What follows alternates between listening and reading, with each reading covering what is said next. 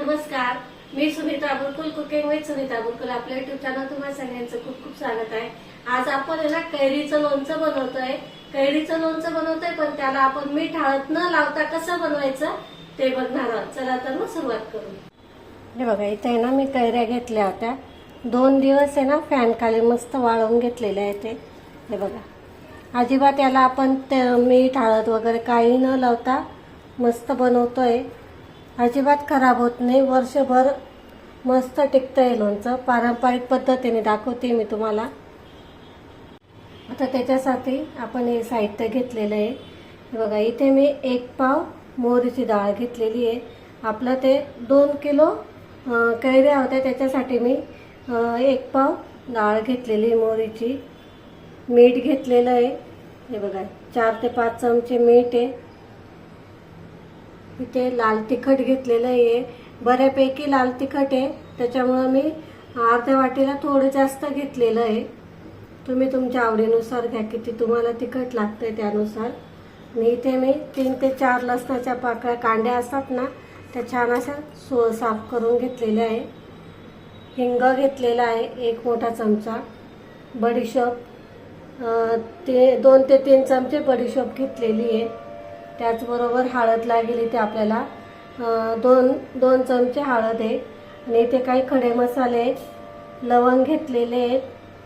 हे मी लवंग चमच्याच्या अंदाजाने घेतलेले आहेत। इथे मी 1 चमचा भरून मिरे घेतलेले आहे, लवंग घेतलेले आहे 1 चमचा। इथे मी अर्धा इंच दालचिनी घेतलेली आणि 4 ते 5 आपण इथे इलायची वापरतोय। चला तर मग सुरुवात करू। हे बघा आता आपण डाळ आहे ना थोडी भाजून घ्यायची। भाजून कशासाठी घ्यायची की थोडीशी ओलसर असली ना की मग आपलं लोणचं खराब होतं।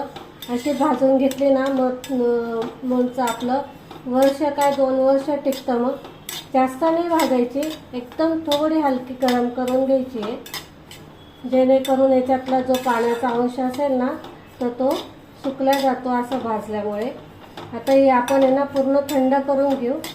हे बघा झाले बघा भाजून लगेच।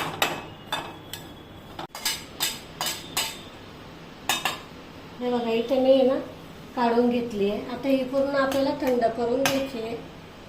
हे बघा बडीशोप पण भाजून घ्यायची,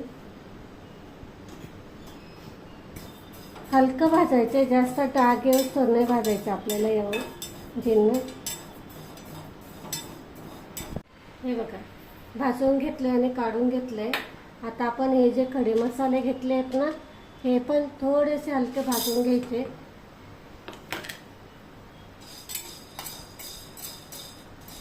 हे बघा झाले भाजून, काढून घेतले आता हे पण।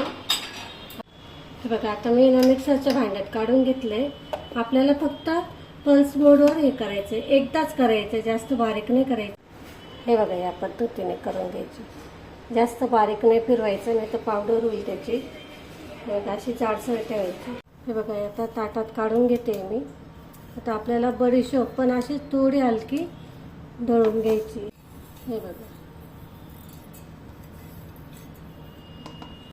हे बघा अशी जाडसर ठेवायची आहे। बडीशोप आणि डाळ मी एकत्र टाकली आहे। हे बघा मी आता इथे आहे ना मिरे, लवंग, दालचिनी आणि इलायची हे करून घेते, दळून घेते। थोडेसे ना साईडला ठेवते, अख्खे आहेत ना टाकायला आहे बघा। आता याच्यामध्ये टाकते मी डाळीच्या याच्यामध्ये अख्खे पण थोडेसे, आणि हे थोडेसे दळून घेते तर याच्यात टाकून घेते। सगळं मिक्स करायचं आपल्याला, असं जाडसर ठेवायचं, ते पण जास्त बारीक नाही करायचं। हे बघा हे जे टरकलं आहेत ना असले तरी काही हरकत नाही आहे, याच्याने पण आपलं लोणचं टेस्टी लागतं, खराब होत नाही। त्याच्यामध्ये हळद टाकते मी, आपण जी हळद घेतलेली होती ना 2 चमचे ते टाकते।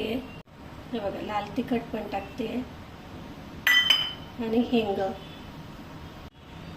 हे बघा मीठ टाकते चवीनुसार।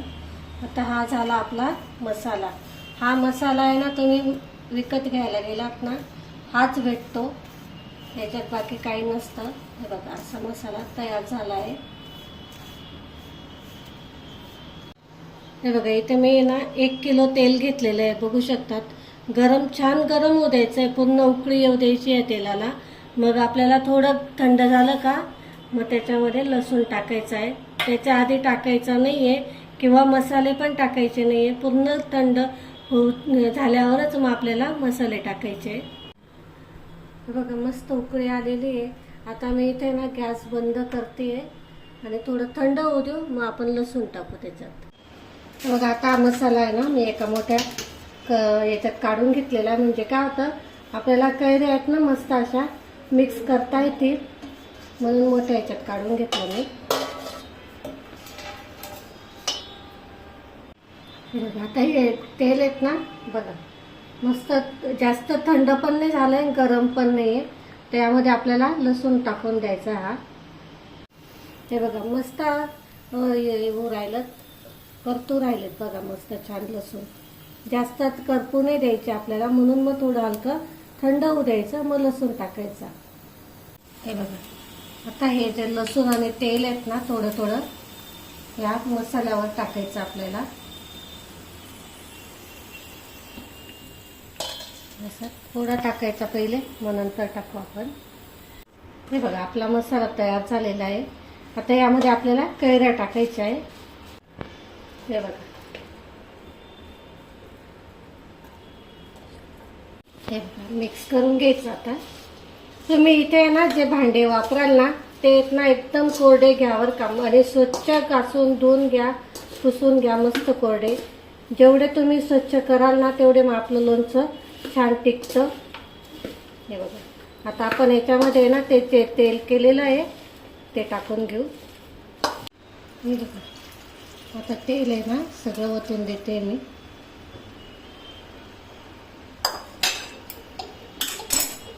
मिक्स करून घ्यायचं चांगलं. हे बघा इथे आपलं लोणचं तयार झालेलं आहे. छान मिक्स करून घ्यायचं आणि हे हवाबंद बरणीमध्ये भरून ठेवायचं. बरणी पण छान मस्त धुवून व्यवस्थित कोरडी करून घ्यायची. थोडंसं वाफ द्यायची तिला, म्हणजे छान राहते ती पण. आणि मग त्याच्यामध्ये लोणचं आपल्याला भरून घ्यायचं आहे. हे बघा आपलं लोणचं बनवून तयार आहे. आता हे मुरायला 2-3 दिवस लागेल. आता हे ना मी बरणीत भरून ठेवेल. हे बघा छान आहे आपलं लोणचं बनवून तयार आहे. बघा आपलं लोणचं किती छान झालेलं आहे, बघू शकतात मस्त झालेलं आहे. हे बघा हे बघा मस्त छान असं आपलं इथे कैरीचं लोणचं बनवून तयार झालेलं आहे. मी याच्या आधी 5 किलोच्या प्रमाणात त्याच्यापेक्षा जास्त पण दाखवलेलं आहे. माझं हे ना कैरीचं लोणच्याचं खूप ऑर्डर येतात मला. मी एक खट्टी 20-20, 25-25 किलो बनवते. आज मी हे कमी प्रमाणात दाखवलेलं आहे, कारण मला खूप जणांनी सांगितलं होतं की कमी प्रमाणात पण दाखवा, म्हणून मग आज मी हे 2 किलोच्या प्रमाणात दाखवलेलं आहे. तुम्हाला एकदम परफेक्ट मेजरमेंट मध्ये दाखवलेलं आहे. अजिबात खराब होत नाही आणि वर्ष काय तुमचं 2 वर्ष पण खराब होणार नाही, पूर्ण गॅरंटी माझी.